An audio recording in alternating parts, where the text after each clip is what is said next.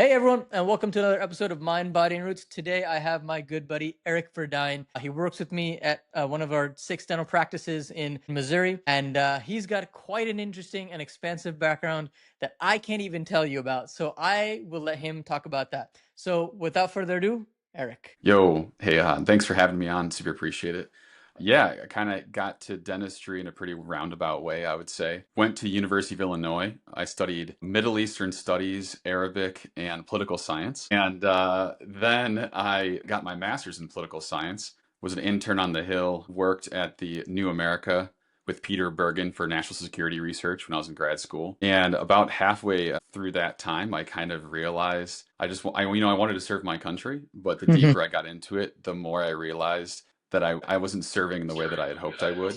As we know, DC is a interesting place, and I started to learn that firsthand. And this was back in 2000, 2012. So you're talking, quite some time.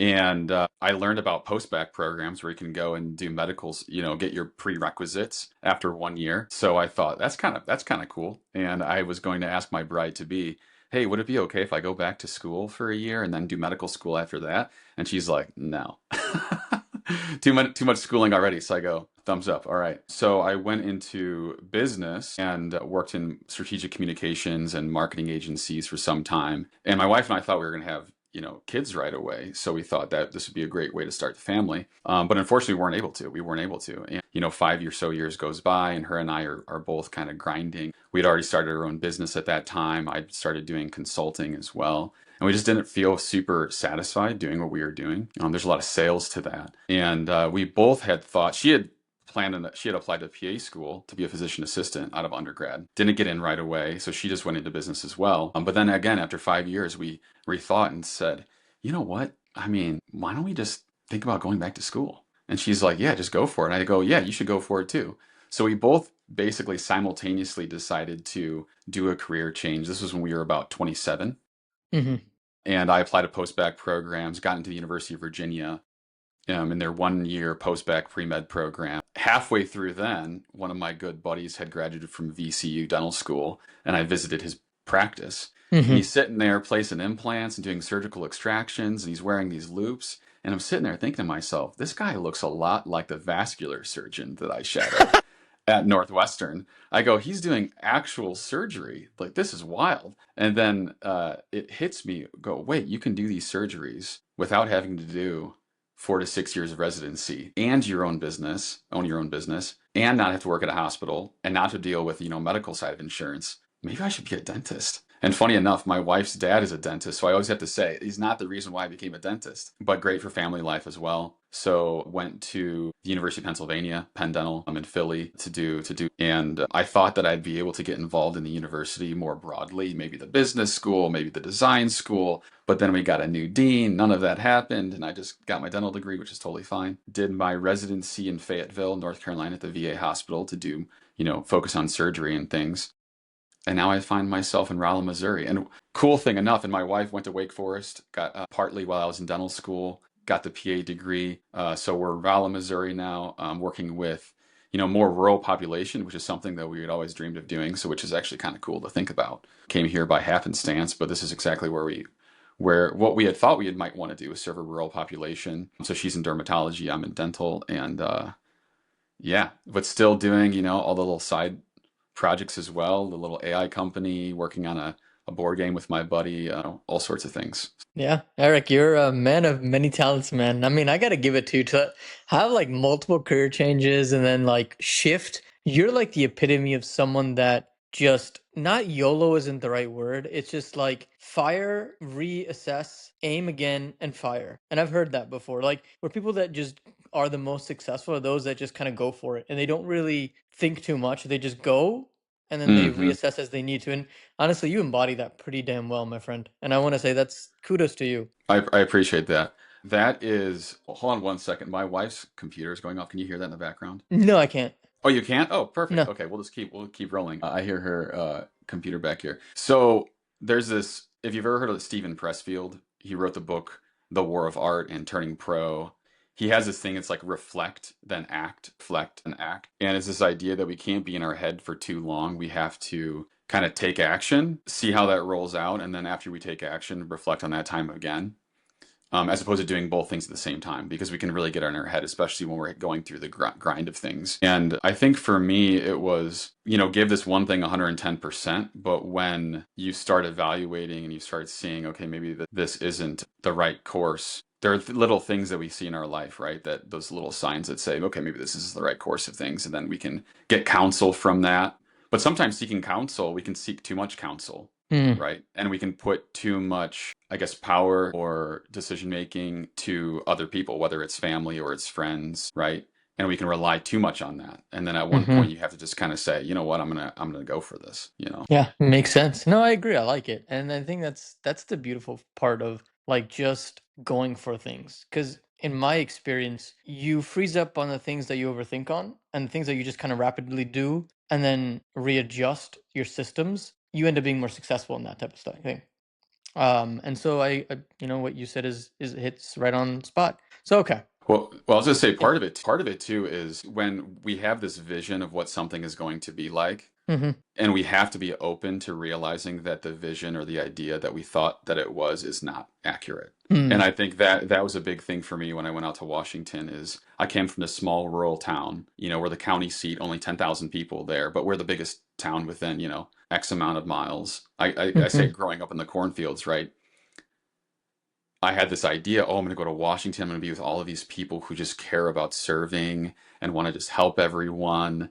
And then you get there and I'm just like reading constituent letters that nobody reads or very few people read, or I'm with the legislative staff and we're reading it, we're writing the things back, but the rep really isn't reading through every single thing, right? And then Mm. you go to a briefing that you think is really important, or that this subject matter expert thinks is really important. Out of the 15 representatives that are supposed to be there, two will show up, right? And it starts to really make you think, oh, this is nothing like I thought it was supposed to be. And I think when we approach things in life, we have to be open that things are not going to be how they are, and then be honest with them, right? And then shift as needed. Do you think that, no, I'm talking about Washington and what your original like vision was, do you think that a lot of people, including both of us, we kind of view the world through like a rose-tinted glass? Oh, absolutely. I mean, I think it's not a bad natural tendency, unless growing up you kind of went through, if you had a really rough upbringing or you're growing up in a really rough environment. There is a bit of human nature or maybe our upbringing that makes us think we want to see things at their best, right? And I think that's the best way to approach things too. It's like benefit of the doubt, right? Hmm. Until you get burned enough or until you experience things enough and you say, oh, this is how it really, the world really works. It's like this idea when I was, again, we only know what we know, you know what I mean? If we don't have life experiences. When I always thought of, say, UN peacekeeping missions, right? They're the ideal is like, oh my gosh, there's all these countries all over the world that are contributing, people to help keep peace around the world. And this Hmm. is like this ideal. Oh my gosh, that's amazing. Like people from Asia and Africa and Europe and the US coming together to help keep peace in the world, right?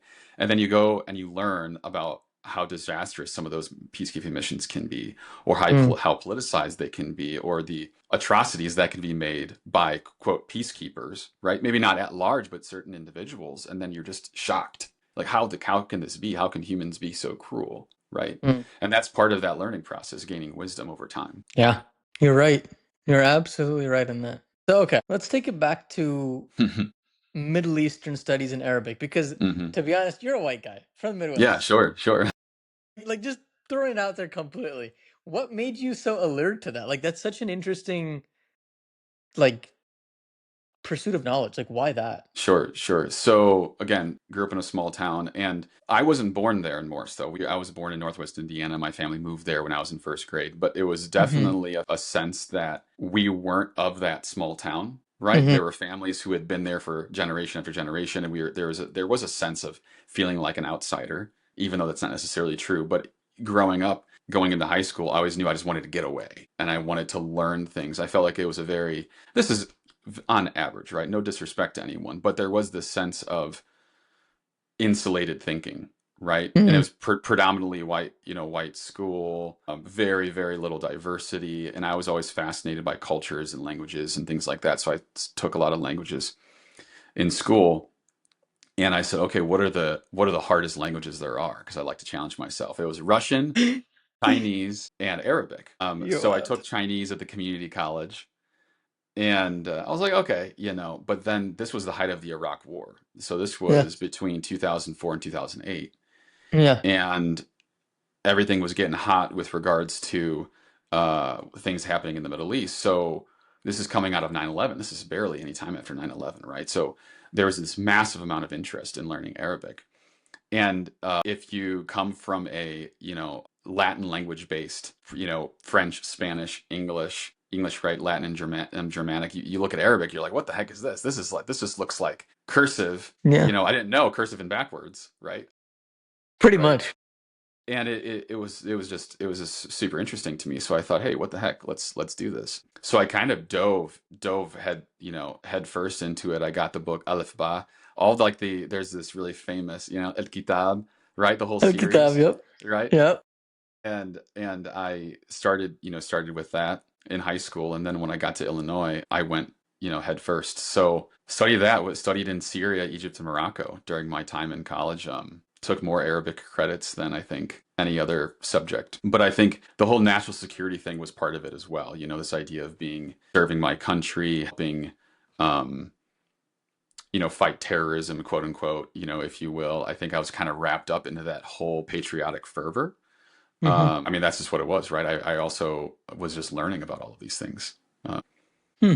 Pretty interesting journey, man. I mean, the fact that you said like Alif Ba and like all that series, like the funny thing is like in Sunday school, like because we had to read the Quran, right? Like it was, hmm. we would Yeah. read and write it. And as kids, like man, like they would want us to speak Arabic, right? But my hmm parents were Pakistani. Like they're hmm like, we hmm. don't know this. Like we can read and write it too, but we don't know Right. how to speak it. Like they would make us force to Right. speak it. And like I would come home on Sundays, like mom, I hate this crap. Like I'm crying. I don't understand. My mom's trying to learn it, and it's very confusing. So like I mean, our parents all petitioned. Like there's a bunch of families are Pakistani. Like yo, we can't teach them Arabic. Yeah, it's important. And like it'd be nice for them to speak it, but they're not natives. You got to understand that. hmm. But honestly, I look back, I'm like, man, if I would have just learned how to speak it, that'd been so cool. I can read and write it perfectly. I just can't speak it. It's very, it's interesting because it's very different from reading and writing too. It's a very Sure. complex language, like and then there's Right. different dialects within Arabi as well.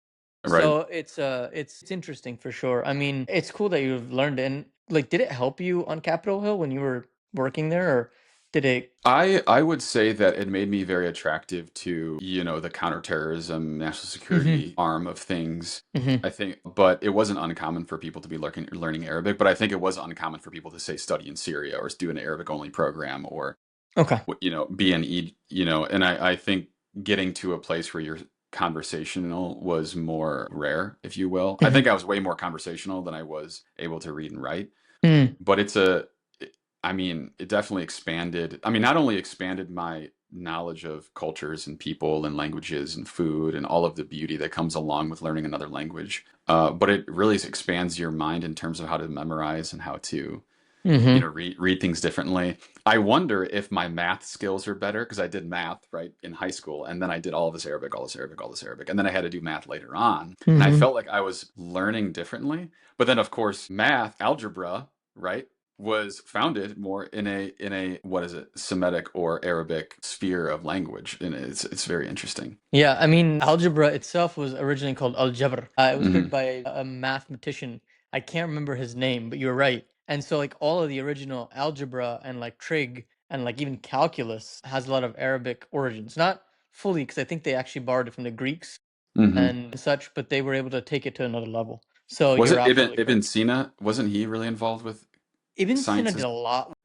He did so many. He did like so many things. Dude, he did He medicine. He was like the first yeah. surgery guy. He did anatomy. He did astrology. I don't even know. The guy was just on steroids. I don't even like people say Isaac Newton and I laugh. I'm like Isaac Newton just did one thing in physics. Ibn Sina, that guy was a monster. Yeah. Like I would Yeah. equate Ibn Sina to Like a Da Vinci, almost like a Da Da Vinci, Vinci. basically. Da Vinci, Correct. yeah. Because and the thing is, Da Vinci actually was the one that took a lot of Ibn Sina's writings and like Hmm. modified them and made them better. Hmm. So he was the forefather to even Da Vinci. Hmm.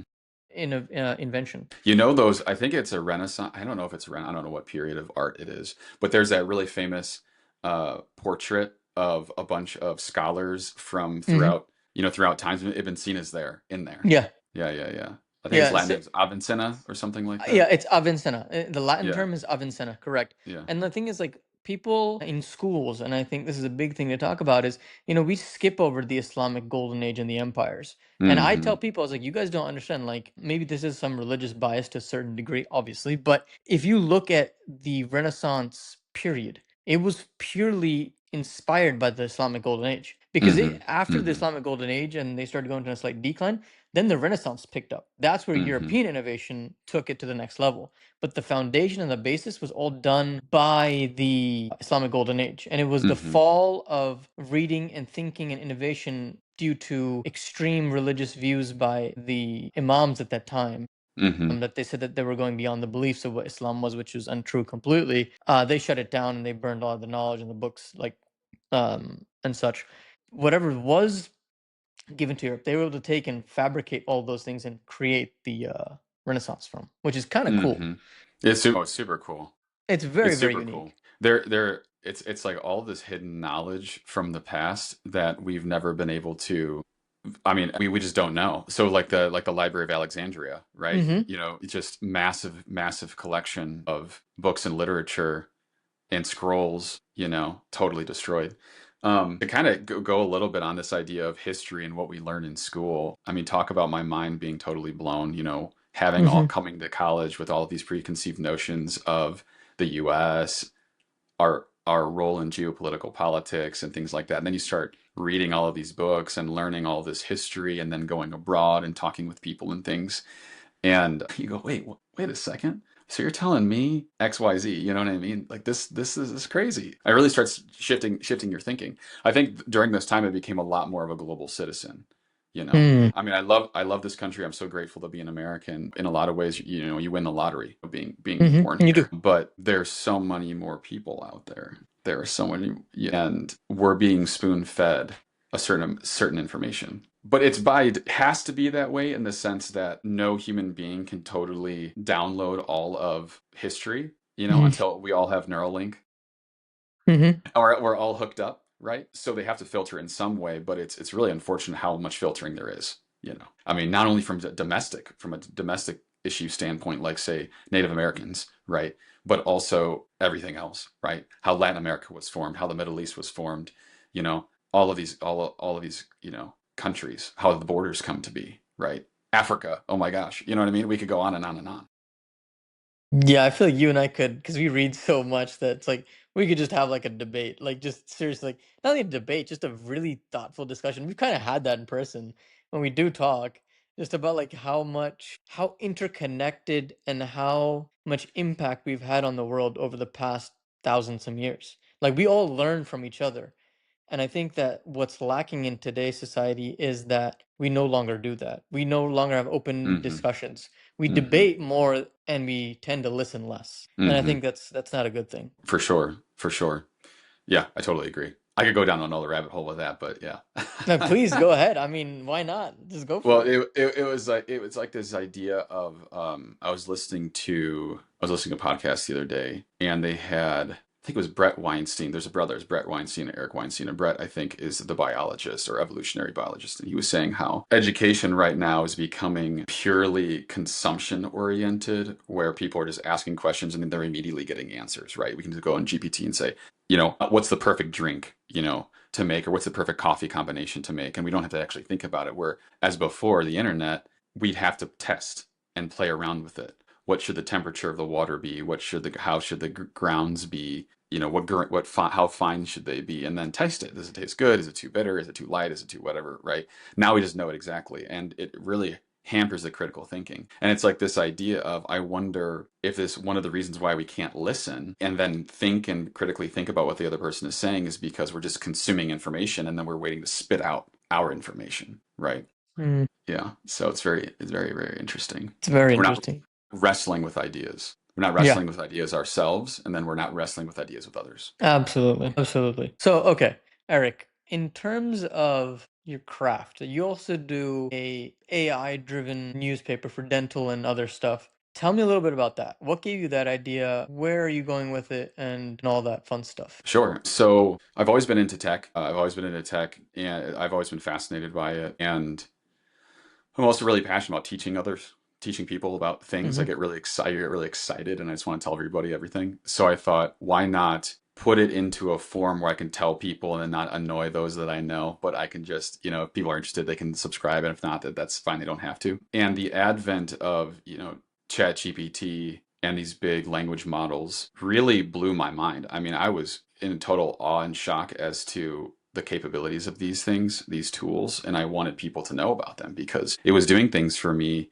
from like a marketing perspective. For instance, if I was doing marketing research, it would take me dozens of hours to do a certain type of research and then to craft the message and Hmm. then to cut the message into different pieces and all of these things. I could do it within seconds. So my mind was totally blown. And I have a background, a pretty strong background in writing. So when I was in high school, I did theater and we wrote our own senior play, and I did competitive acting classes on the speech team. And then, of course, a lot of writing when I was in college, and then in business, writing scripts for animations or videos and things like that, marketing materials. So then you take ChatGPT and you say, I want to. So one of the first things I did was I said, okay, I'm going to give it something super random and see how well it can do. So I said, make a 3-page romantic comedy movie script where Will Ferrell and Sean Penn fall in love with each other. I was No like, this is way. just random.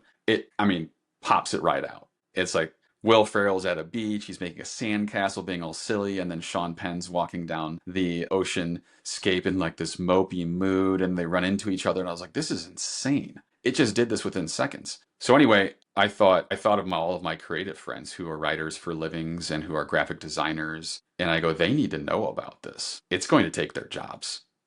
That's kind of what I was thinking. So that's when I came to the Gen Creative. So Mm. GenCreative.ai is our creative newsletter, and it's to give professional creatives or entrepreneurs the tools and the knowledge of what's happening in the AI space from the creative end. Mm. And a huge part of that, because I had several family members who were professional creatives, whether they're architects, interior designers, illustrators, and they were in denial. They were basically saying, oh, this is never going to be as good as a human being, right? And we can say today that's almost silly to think about. But only a year ago, they were saying that's impossible. And so for me, like my manifesto, if you will, for creatives is saying, hey, this is coming. You have to adopt this into your creative workflow. It's enabling people to create cooler and cooler things. Get on board so that you don't lose your job. That was kind of the thing. And then from the dental perspective, the Future Bite, which is our dental newsletter, it's a similar thing. Now, I don't necessarily think dentists' jobs will be taken away yet, Yeah. but there is a lot of technology that is coming into our space, whether it's 3D printing or it's scanning or it's reading radiographs. I think it's really important for providers to see what's coming down the pipeline because it is changing the paradigm, right? If you're the dentist that's doing a same day crown, where patients get their teeth that day, they're going to take you over the dental office that needs to send it out and gets it back 2 weeks later. And yeah, so that's why I'm passionate. I want people to learn about these things because it's going to make them better providers, better professionals, have a better patient experience, and it's going to happen whether people like it or not. It's coming. Fair. That is fair. So, okay, if you had to think about something in particular in respect to AI, where do you think we will be in 10 years for most jobs and crafts? As excited as I am, I'm really scared because it's almost as if the gosh, what's the name of it? It's the curve. It's the exponential curve of do you know what I'm talking about? The I'm learning blanking on the one. name. The No, that is a fantastic curve. Love that. No, it's the exponential increase in computing power over time. But anyway, we Moore's okay. law. Thank you, Moore's law. Moore's law. What's it Ah, called? yes. Okay. Moore's Yes. law, Yes. Yes, right? okay. And people are saying Moore's law is basically dead because it's an exponential innovation. Infinite innovations happening at an exponential way faster, right? So in 10 years, if we're going from okay, so if I may, I'm just gonna give you a couple examples, right, of what I'm kind of seeing. I think of autonomous vehicles, right? I think of humanoid robots, Hmm. and I think of all of these white collar jobs like accountants, marketing people, sales folks, things like this, right? And my whole argument with the gen creative is if the user or the viewer or the customer does not know the difference between a product made or an advertisement made by a machine versus a human, does it really, really matter, right? Because people say, oh, the humans are, they're always going to want the human touch. But the thing is these jobs, the humanoid robots, the autonomous vehicles, the white collar jobs are going to be taken up by AI. I'm Hmm. using AI very broadly, right? And that is a massive percentage of the population. So if truckers no longer have jobs, manufacturing, labor is no longer there. White, mid-level marketing, well, certainly entry level, right? Mid-level marketing people. If why are companies going to keep people if they don't have to pay for their health insurance, their pensions? They can work 24/7. That's what I'm really scared about. So when I say what do I see in 10 years? How are we going to adapt? How is the Yeah. economy going to adapt? And I start to get really nervous because it might adapt really well, but where are all of these people who aren't going to have jobs any longer? And people say, "Oh, well, they're just going to get different jobs. They're going to adapt." But the thing is though, it's not changing and updating slowly. It's Yeah. rapidly advancing,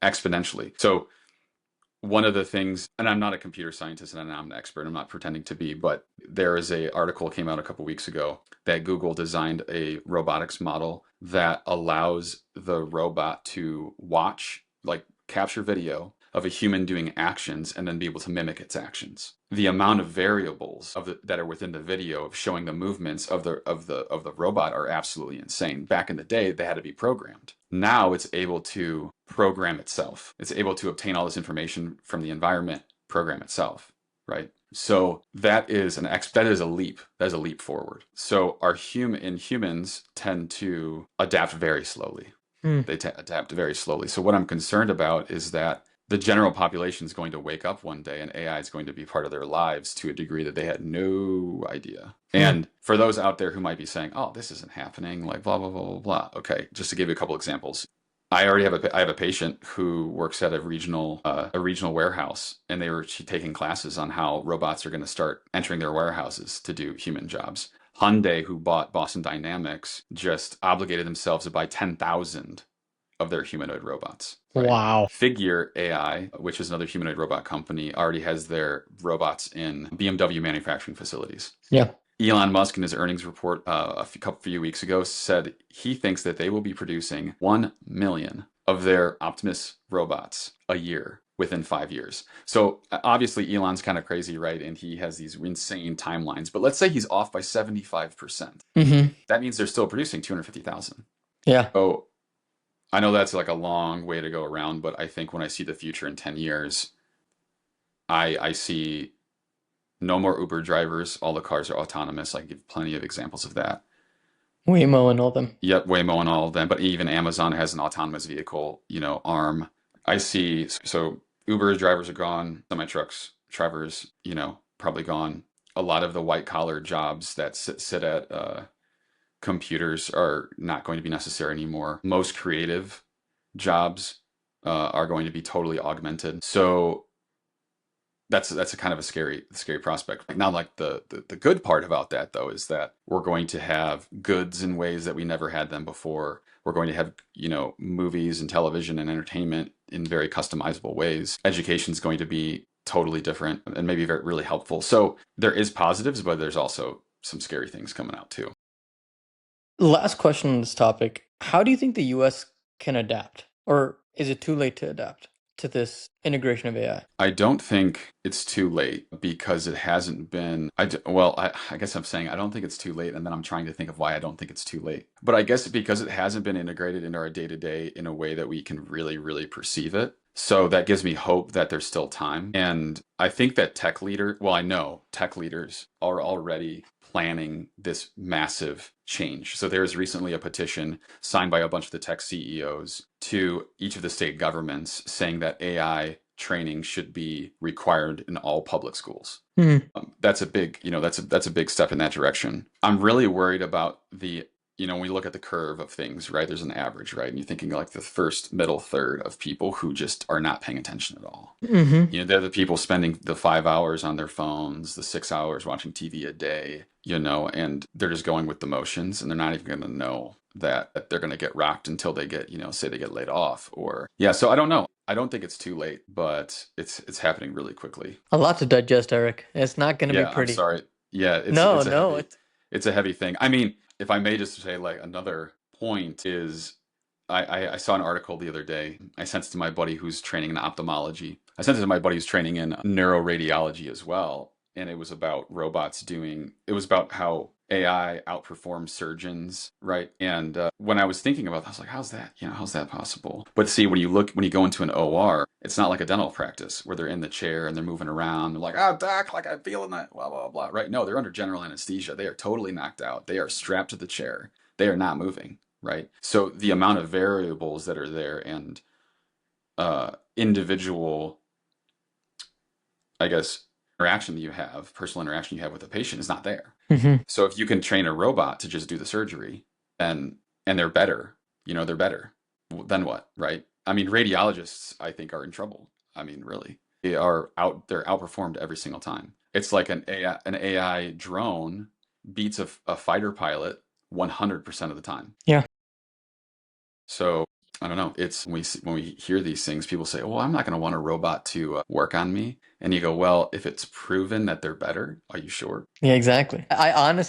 I think radiology, probably anesthesiology, probably. Surgery in certain aspects. I don't think surgery will be phased out as quickly as we're thinking. I think what will happen is we'll probably use AI assisted surgical training and like use Hmm. AI to help us to improve outcomes. And maybe in 25 years, I could see them replace us. 30, not us in general, because we're dental surgeons, so a bit different, but surgeons in general, possibly. But I think the first wave of that will be AI assisted surgeries, Well, I and mean, that's we gonna go on already for a while. we already have the Da Vinci robot, right? We already have the Da Vinci robot. It's one of those things where if you can train the model on a million surgeries, right? So it's Mm, as if the model can learn, quote, in a way that an attending learns, but they are learning an order of magnitude faster and with more experiences because they have all of these videos of how to do a or knee mhm. replacement, then I don't know. I wouldn't say it's 20 years out. Wow. I wouldn't say it's 20 years out. I'd say What would 10 you maybe. say?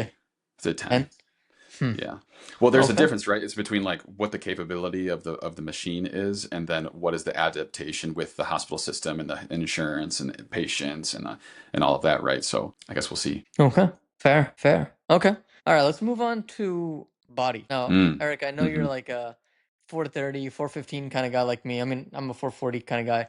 I have my time.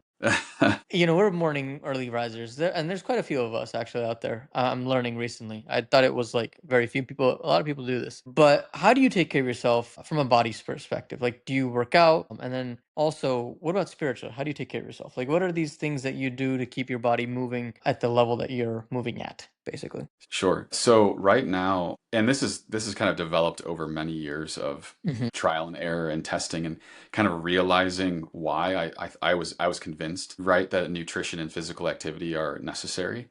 Hmm. And I could get into, the how or the why or whatever, but I guess the things I do is like a boom, boom, boom, what I do. From a diet perspective, Elise and I eat very low carb, super low carb. So we're mostly eating meat, protein, eggs. Um, and a lot of water, very little alcohol. I try to do the, one day a week. I'll have one day a week, and I try to keep it to two drinks. And then on Sundays, my cheat day from like a what I'm eating perspective. So I'll have a donut. Had a donut today, right? And this is not super. This is not super. Some weeks I have more, right? My folks are visiting this weekend, so I had a little bit more. But I try to be really aware of what I'm taking in because it helps you sleep better. It gives you the fuel that you need. I could go way deep into the nutrition aspect of it. Reference, the omnivore's dilemma, the Peter Thiel's book, Outlive.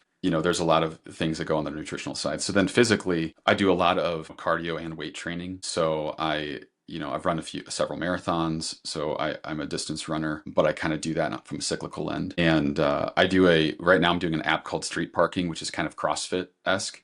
Hmm. to do, full body, very functional movement. Because my goal is I would love to be able to, roll around with my nieces and nephews for as long as I can and play sports with them, be physically active and not feel like I'm going to throw my back out. I like it. So that's kind of and I swim as well. So, one of the things is getting into triathlon. So I swim and I bike and I run and I do weight training.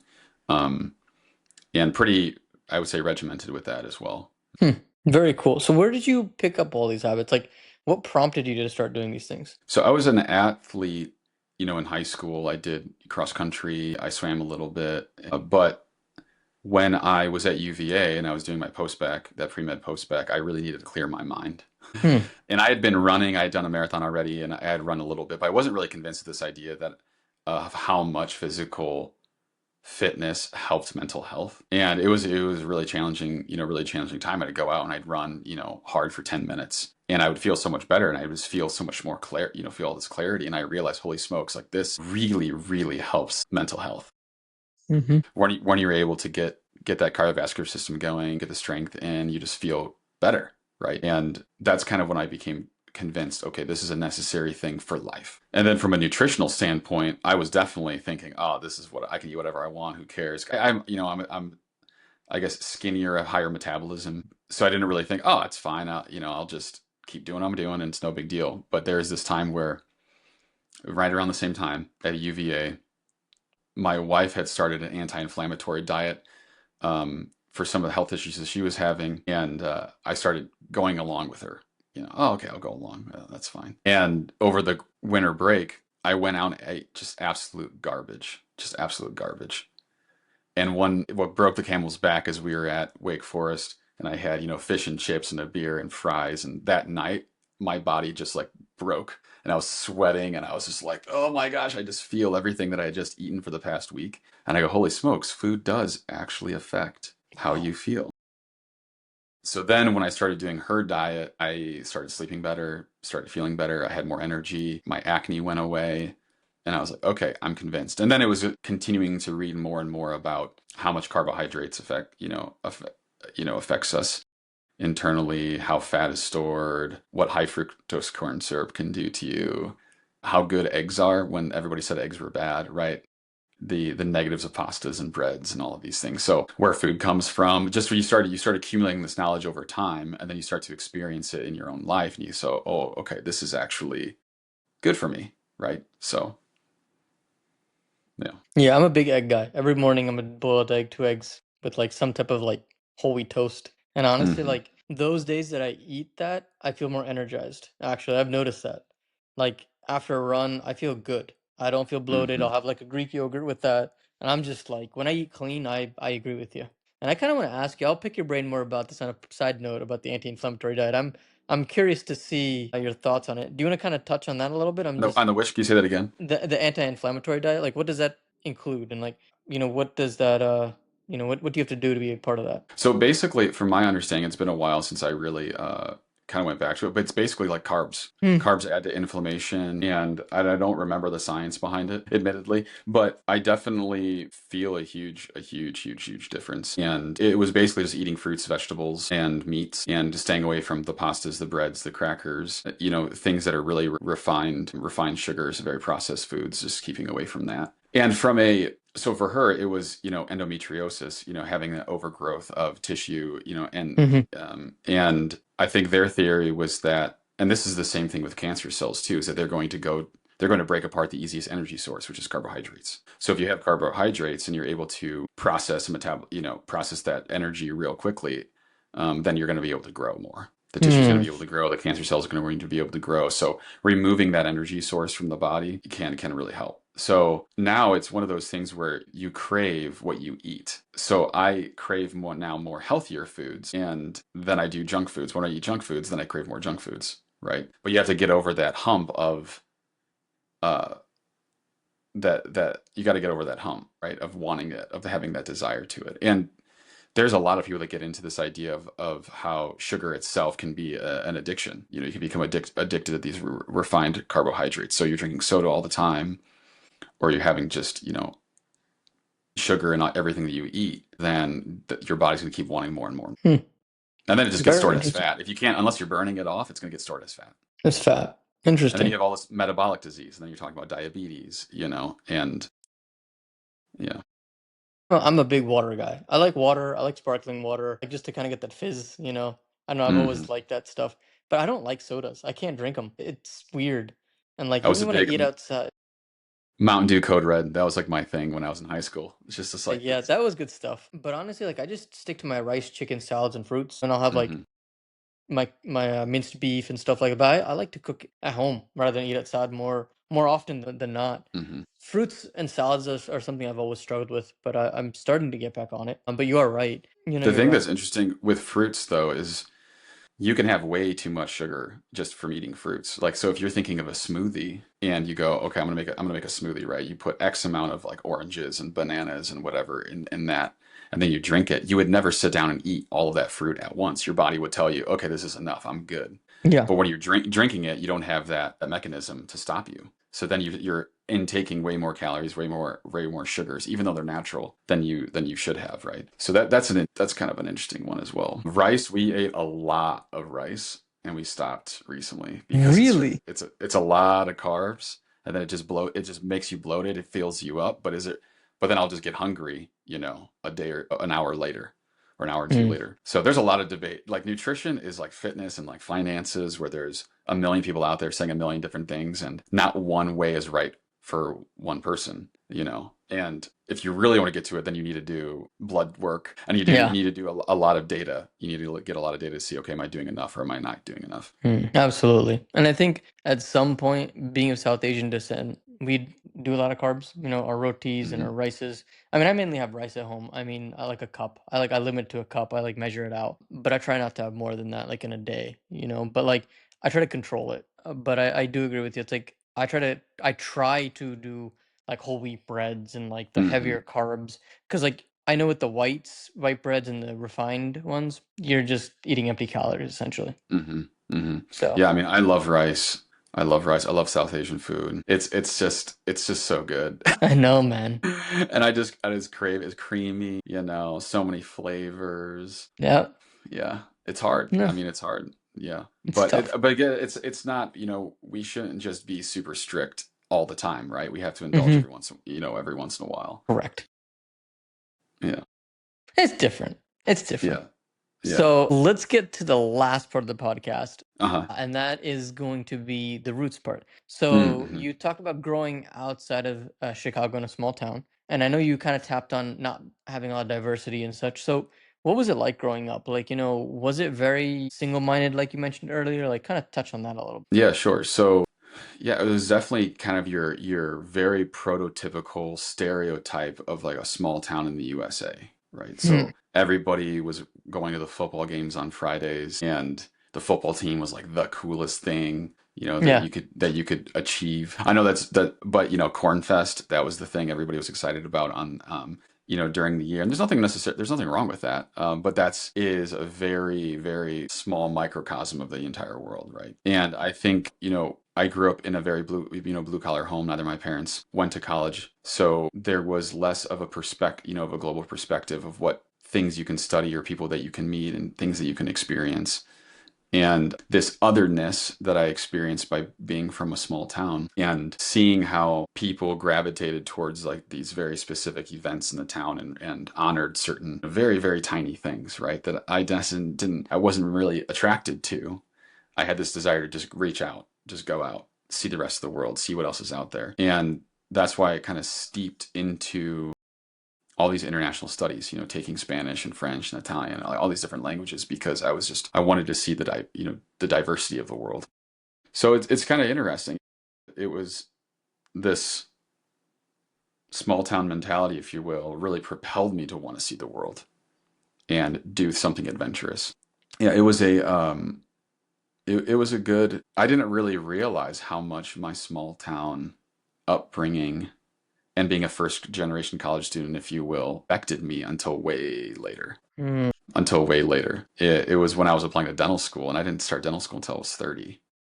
Mm. And there's this idea of, oh, you're, first generation college student. And that wasn't even when I applied to school, that wasn't really even like a thing. People weren't Mhm. even really talking about that. But when you kind of get there, and then you're surrounded by many other students who are all have parents who are doctors, and you realize, holy smokes, I didn't even think about how every step that I was making, I had to kind of discover and find out, right? Of course, I have Hmm. mentors and things, who are coming, and we'll never get to where we are without other people's help, right? But it was a journey that there were a good amount of roadblocks, but figured out how to get over them. Thanks be to God. One of the things that you had said, spiritually, what do I do spiritually? My whole life is based on my Catholic Christian faith. So Yeah. that's something that I really did not. I mean, I went to Catholic school growing up, but it wasn't at all, part of our identity necessarily. So I kind of came back to the faith on my own in high school, and then in college, it uh, really took off, if you will. So that part of my life is extremely important. Everything that I do is woven within my spiritual life. So every step that I was doing was like God calling me to do this next step, and me trying to evaluate, okay, is this what I'm supposed to do? Am I doing God's will? Am I doing God's will? And it was just like this thing, you know what I mean? Yeah. I loved in Arabic, inshallah, right? I love it. I'm gonna go out to the gas station, inshallah. And it's like, I what? love What do it. you mean? You're like, well, if God wills, you make it there. Who knows? You might get hit by a truck. You know what I'm saying? But this idea that every little thing in our life is we are held in God's hand, right? And in fact, the encounter with Islam in the Middle East, it was beautiful to see people going to their prayers, and it would made me reflect on me. How is my relationship with God? How am I keeping that route open constantly? You know, Hmm. yeah, that's why I wanted to kind of come back to that from like a roots perspective, is that my foundation is very much in my faith. I pray 2 half hours every day. I'm reading scripture every day. Try to go to the mass as often as I can. Everything that I do, I'm trying to do for the glory of God, right? And that Hmm. includes my fitness and health, Hmm. right? Because like, how can I be a proper instrument in life if I'm just like a couch potato and I can't get up the stairs? You know what I'm saying? I can't serve people in the way that I want to serve them if I'm not healthy. I can't Absolutely. I can't do the role that God was calling me to if I'm not getting sleep, if I'm not getting proper sleep, and then I'm getting sick and all these things. So anyway, I wanted to mention that because I remember you had asked from the spiritual perspective, but I think that goes hand in hand with from roots, because those are really concrete for me. Absolutely. And I love that you said that, because if you think about it, like even in Islamic literature, and a lot of people don't know about this, about the Islamic faith, is, or at least they don't think this way. At least the people that I've run to, maybe I'm wrong, maybe I'm being a little bit biased here, but basically your body's on rent from Hmm. God. Like, you have your spiritual side, but, you know, you were given this body, and the test is how are you going to take care of it? And I think Absolutely. that in that understanding and going out to work out, 'cause after the podcast, I'm going to go work out. Like, I'm going to go to the gym and hit my fifth day in a row. Like, that's just who I am, and get after it, right? On the Hmm. weekends, I don't really go for runs because I let my body rest. I agree with you. I think how you take care of yourself not only implies how much self-respect you have for yourself, but how much respect you have for your faith, because it's a gift from, the one upstairs. That's how I Absolutely. personally think. Absolutely. I mean, there's this idea of we're temples of the Holy Spirit, if you will. That's how we think about it from the Catholic Christian perspective, right? It's just this idea of that same thing. We've been given our bodies by God, and it's a responsibility, right? And we're not taking that responsibility seriously if we're not trying to learn about how to take care of it better, right? Absolutely, absolutely. Real quick, modern, I guess, current news. What are your thoughts on the new pope? Well, Good, I mean, bad? he's a Chicagoan, right? So that's kind of Ah, so awesome. that's why I asked you.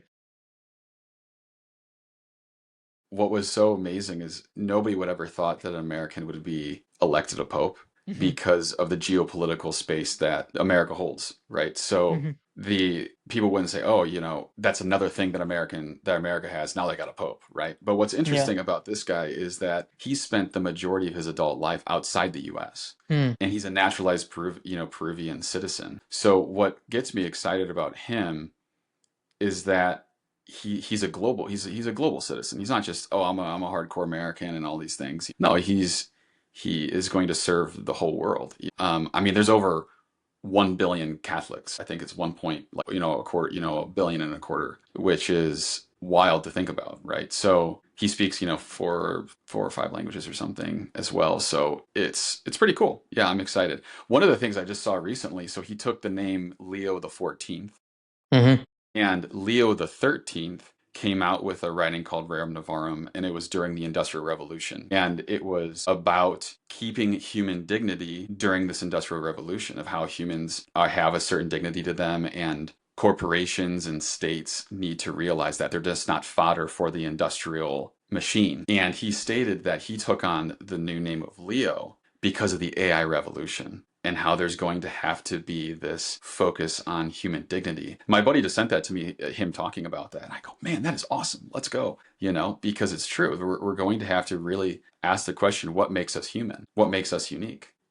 That's impressive, man. I'm excited. I genuinely want to see if, again, not to get too geopolitical, but I think a lot of the world, including Europe, and including a lot of the countries in the East as well as the West too, they've become very right wing in their Hmm. philosophy. And I Hmm. think when you're too right wing or too left wing, it causes a lot of imbalances within political ideologies, cultural adaptations, and just acceptance of other human beings and just humans in general. And it causes a lot of conflict, as we're seeing in just the whole sphere as a whole. And to see someone that's so well versed and can get their message out to 1 point and some change of people out there practicing Catholics, I think that would be a good thing, because I think that if we would have had someone that was too right wing or too left wing, it would have thrown another wrench in the whole, I guess, atmosphere essentially. Because I Yeah, think the one absolutely. before him, I always forget his name, the Pope before him. I Francis. know Francis, thank you. He was also very neutral in terms of, I mean, he was a little bit more liberal, I believe, in my Hmm. understanding. Could be Hmm. wrong. Hmm. But I think that he was still very balanced in a lot of his viewpoints. He wasn't too liberal nor too conservative. Yeah, I agree. I think, a lot of it totally depends on who you ask, right? But a lot of Catholics thought, oh my gosh, Francis was super liberal, et cetera, et cetera. But one of the problems was that a lot of media took what he was saying totally out of context, Hmm. and then nobody took the time. Oh, does this sound familiar? Nobody took the time to read the actual source documents, right? I saw just as like a quick aside, I saw a headline being like, new Pope criticizes J.D. Vance in his thoughts on immigration, and I was like, oh, that's interesting. I mean, he's only been Pope for a few days. So then I of course, clickbait, freaking clicked on the article, wasting my time clicking on this article. It was by Politico, and what it what it was is that an account attributed to Leo, and then of course they say they can't verify that it was attributed to him, retweeted an article that criticized J.D. Vance. And then they pulled out sentences from this article, and were basically saying this is what Leo thinks. So you're thinking this is like 5 steps away from the actual guy, and they have no verifiable anything of whether this is what he said at all. But it makes you think as a reader, oh, this is what he said about JD Vance. He's already like saying things about JD Vance. It's not even close, right? And it's like that book that I lent you, The Confessions of a Media Manipulator, right? By Ryan Holiday. I don't know if I have the CIA Trust one. me. Oh, you have the CIA? Okay, I got it. That's right. I have to share the other one with you. For all the listeners out there, Trust Me I'm Lying, Confessions of a Media Manipulator by Ryan Holiday. Excellent book that shows exactly how people on the far left and far right manipulate the news in order for you to click on it. Hmm. We'll definitely have to look that one up. Okay. Yeah, it's Very crazy. good. Okay, so as with all ending of podcasts, I'm going to ask you the 2 or 3 staple questions that I like to ask everyone. Sure.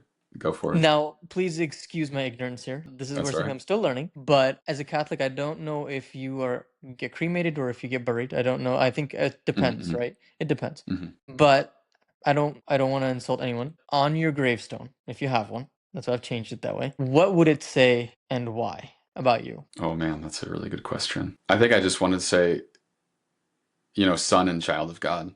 Hmm, That's it. I I love it. mean, if I can just be identified by those two things, it would be a life well lived. Because I don't want my life to be my own. I want it to be his. Yeah, in service. I love Service. that. I love that. Okay, second question for Eric.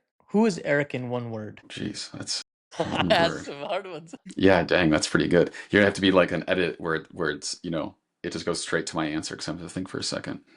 The word that came to me is searching. Hmm.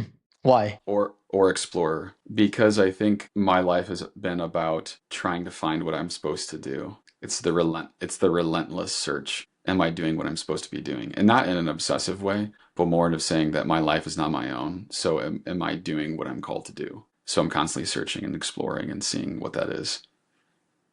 because I want to be on the right path. Makes sense. Makes a lot of sense. I like it though, Eric. Okay. And then if you have one piece of advice for the audience, what would it be in your 35 years of living on this earth? Never stop exploring. Huh. Never You stop true. learning. Yeah. You Yeah, truly are the, yeah. Go ahead. well, to say exploring is the intellectually, physically try to improve. When we explore, we open our mind and allow ourselves to take in more and more information, allow ourselves to change our minds when they need to be. I think it's super important. I like it. So you truly are the modern Sir Francis Drake. I don't know if you understand that reference, but he was a famous treasure hunter that said something about always exploring, and that just kind of hit me. And I'm like, you know what? That's who he was. So that's kind of what Eric is, I guess, in my head. But all right. Well, hey, thank you for joining me, Eric. Absolutely. And Thanks for having me. I want to thank the audience of Mind, Body, and Roots. Thank you guys so much for joining me for another podcast episode. Eric has been a great guest, and him and I could probably talk about a million other things, including coffee. And we will have that in the future. It is Sounds planned. good. Sounds good. But, thank you again. And everyone, please be well. And thank you for listening. Super. Thanks for having me.